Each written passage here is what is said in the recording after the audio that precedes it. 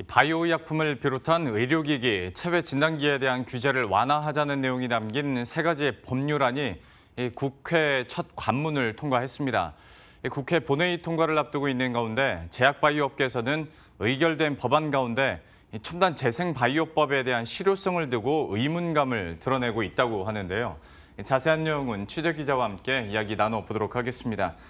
먼저 첨단재생 의료법에 대해서 관심도 많은 것 같습니다. 포털 사이트에서도 실시간 검색어로 오를 정도면 특히 이런 분야가 굉장한 건데 이 법안이 어떤 내용인지에 대해서부터 한번 소개를 해주시죠. 네, 앞서 앵커가 말씀해 주신 것처럼 지난 25일에 그 국회 보건복지위원회 법안심사소위원회에서는요, 총 3가지 법안이 의결이 됐습니다.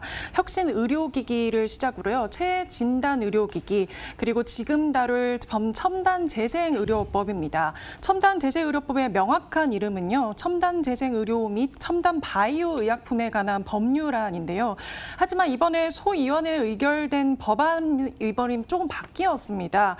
안전 및 지원을 추가를 해서요. 첨단 재생 의료 및 첨단 바이오 의약품 안전 지원에 관한 법률안으로 그 법안 이름이 수정이 된 건데요.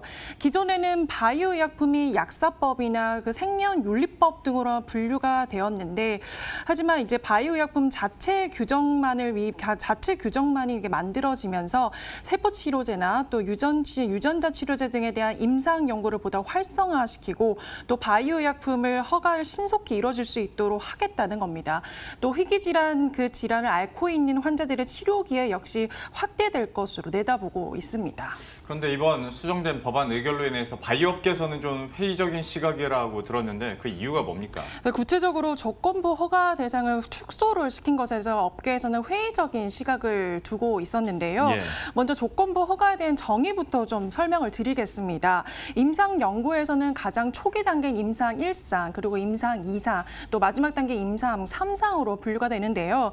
하지만 생명을 위협하거나 또 현재 발병한 증상이 호전되기 어려운 중증 질환 환자들한테는 치료의 기회를 제공하기 위해서 임상 2상의 연구 결과만을 가지고도 그 의약품 시판 허가를 해주는 것을 조건부 그 허가라고 말합니다. 그러니까 업계에서는 첨단 재생 의료법이 제정이 되면서 이 조건부 허가 대상이 되는 질환이 또 확대될 것으로 좀 기대를 했었는데요.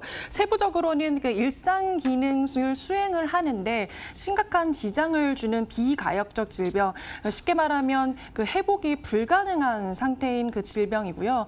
또 만성 재발성 질병, 또 희귀 질환, 감염병 등으로 확대가 될 것으로 기대를 했다고 합니다. 하지만 이번에 통과된 그 안들을 보면요, 대체 치료제가 없거나 또 생명을 위협하는 암 등이는 중대한 질환, 또 희귀 질환, 감염병 등으로 축소 조정이 됐습니다. 사실 암이나 희귀 질환은 감염병은 이미 그 조건법과 규정에 있던 그 질환들인데요. 이번에 그 첨단 재생의료법이 조건부 허가 심사 기준이 되는 질환이 확대되는 것에 기대를 많이 했었는데 조건 허가 규정이 있는 질환들만 이번에 그 법안에 포함이 된 것은 좀 아쉽다는 입장이 있었습니다. 업계 관계자 이야기 직접 한번 들어보시죠.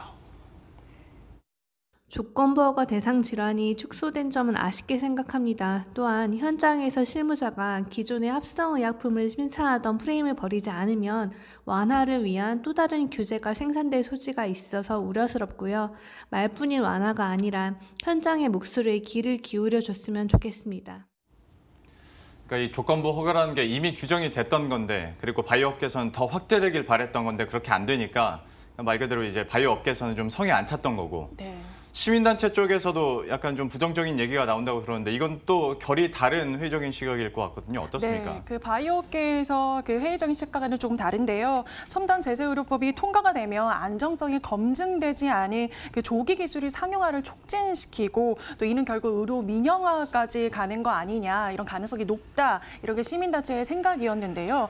하지만 이번 법안의 내용만으로는 일부 시민단체가 주장하는 제약사에 특혜를 주거나 아니면 의약품의 안정성이나 유효성 검증을 약화시키는 그 법안은 아니고 의료 민영화도 무관하다는 게 대다수의 전문가들 생각입니다. 다만 법 제정을 통해서요, 그 효과가 검증되지 않는 치료법이나 그 의약품을 상업적으로 무분별하게 활용하는 기업이 나오지 않도록 정부의 감시는 더욱 철저히 이루어져야 할 것으로 보입니다. 자, 그런데 이제 많은 시청자분들은 이번 사안에 대해서 그냥 이렇게 겉으로 봤을 때는 첨생법이 이렇게 이슈가 되고 바이오 의학계에서 어떤 별도의 기준이 생긴다는 건 오히려 더 좋은 거 아닌가라고 이해하실 수 있을 것 같거든요. 근데 반응은 영 뜨뜻미지근하단 말이죠. 네. 왜 그러는 겁니까? 네, 사실 조건부 허가 심상 대상자를 축소됐다는 점은 큰 아쉬움은 드러난 거는 사실인데요.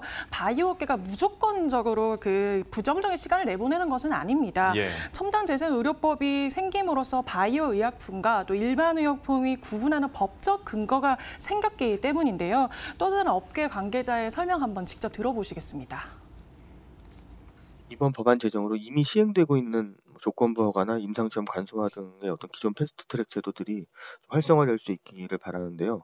좀 더 과감하고 혁신적으로 시행될 수 있는 사회적 공감대가 계속해서 마련될 수 있도록 정부가 더 노력을 해야 될 것 같습니다.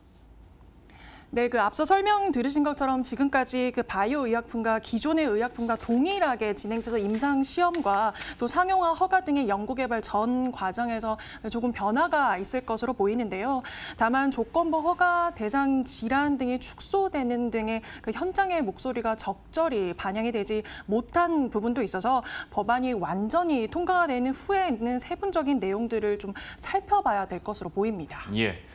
지금까지 박미라 기자와 함께했습니다. 잘 들었습니다.